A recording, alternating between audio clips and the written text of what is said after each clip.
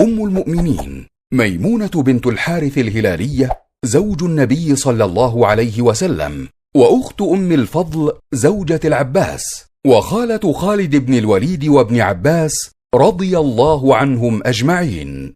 تزوجها النبي صلى الله عليه وسلم في وقت فراغه من عمرة القضاء سنة 7 في ذي القعدة، وبنى بها بسرف، وكانت آخر امرأة تزوجها النبي صلى الله عليه وسلم.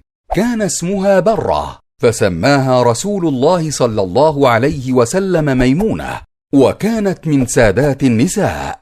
وصفها النبي صلى الله عليه وسلم وأخواتها بالمؤمنات، فعن ابن عباس رضي الله عنهما قال: قال رسول الله صلى الله عليه وسلم: الأخوات مؤمنات، ميمونة زوج النبي، وأم الفضل بنت الحارث، وسلمى امرأة حمزة، وأسماء بنت عميس هي أختهن لأمهن. حدث عنها أولاد أخواتها ابن عباس وعبد الرحمن بن السائب الهلالي، ويزيد بن الأصم، وكريب مولى بن عباس، ومولاها سليمان بن يسار، وأخوه عطاء بن يسار، وآخرون.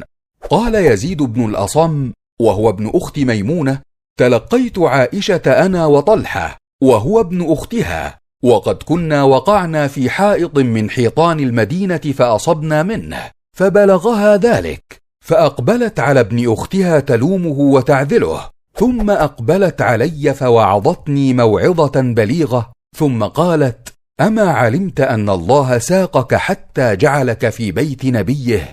ذهبت والله ميمونة، ورمي برسنك على غاربك، أما إنها كانت من أتقانا لله وأوصلنا للرحم.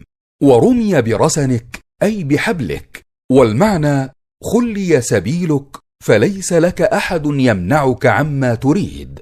توفيت ميمونة رضي الله عنها سنة 51 للهجرة، ودفنت بسرف، رضي الله عنها وعن سائر أمهات المؤمنين.